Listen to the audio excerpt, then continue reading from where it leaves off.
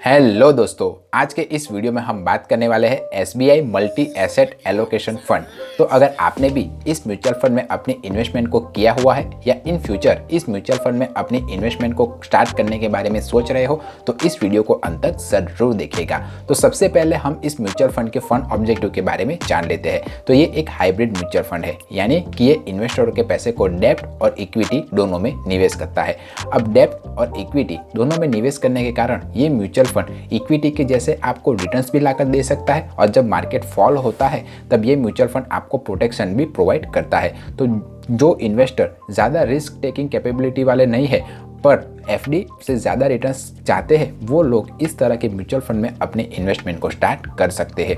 अब हम इस म्यूचुअल फंड के पास्ट रिटर्न्स के बारे में जानें तो इसने 1 साल में 4.9% का, 3 साल में 12.9% का, 5 साल में 9.8% का और ऑल ओवर 10.9% का रिटर्न्स अपने इन्वेस्टरों को लाकर दिया हुआ है। इसने 3 साल और 5 साल में अपने कैटेगरी एवरेज को बीट किया हुआ है। अब हम इस म्यूचुअल फंड के कुछ बेसिक डिटेल्स के बारे में जानें तो इसका एक्सपेंस रेशियो 0.87% है। अब जिसे नहीं पता कि एक्सपेंस रेशियो किसे कहते हैं, तो जो एसेट मैनेजमेंट कंपनियां होती है वो हमारे ही पैसे को मैनेज करने के लिए हम ही से कुछ फीस चार्ज करती है और उसी फीस को वो एक्सपेंस रेशियो के तौर पर हमें बताती है। तो जितना ज़्यादा एक्सपेंस रेशियो होगा उतना ही कम इन्वेस्टरों को प्रॉफिट होगा। तो जब कभी भी आप किसी भी म्यूचुअल फंड में निवेश करने के बारे में सोचें तब एक्सपेंस रेशियो के क्राइटेरिया को ज़रूर ध्यान रखें।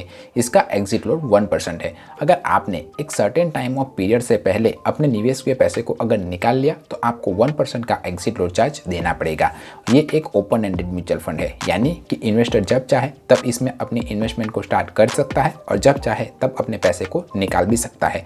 इसका AUM 588 करोड़ रुपीस के आसपास है और अगर आप इसमें अपनी SIP स्टार्ट करना चाहते हो तो मिनिमम अमाउंट 500 रुपीज़ या लमसम अमाउंट 5000 से स्टार्ट कर सकते हो। इसने इक्विटी में 49.51% और डेब्ट में 24.11% इन्वेस्टरों के पैसे को निवेश किया हुआ है। इसने लार्ज कैप में 19.11%, मिड कैप में 12.22% और स्मॉल कैप में 18.18% इन्वेस्टरों के पैसे को निवेश किया हुआ है। टॉप स्टॉक होल्डिंग कंपनियां देखें तो GAIL industry, ICICI bank, CESE limited जैसी अच्छी कंपनियों में इसने इन्वेस्टरों के पैसे को निवेश किया हुआ है। एलोकेशन बाय सेक्टर देखें तो इसने finance, energy, metal and mining में इन्वेस्टरों के पैसे को निवेश किया हुआ है।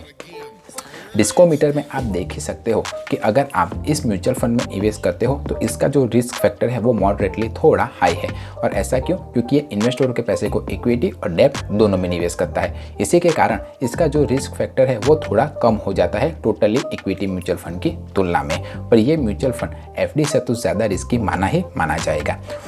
इसका स्टैंडर्ड डेविएशन 9.52 है, जो अपने कैटेगरी एवरेज से अच्छा है। अब जिसे नहीं पता कि स्टैंडर्ड डेविएशन किसे कहते हैं, तो स्टैंडर्ड डेविएशन एक रेंजिंग फैक्टर है। जितना कम स्टैंडर्ड डेविएशन होगा उतना ही अच्छा, कम वॉलेटाइल और वेल परफॉर्मिंग म्यूचुअल फंड माना जाएगा।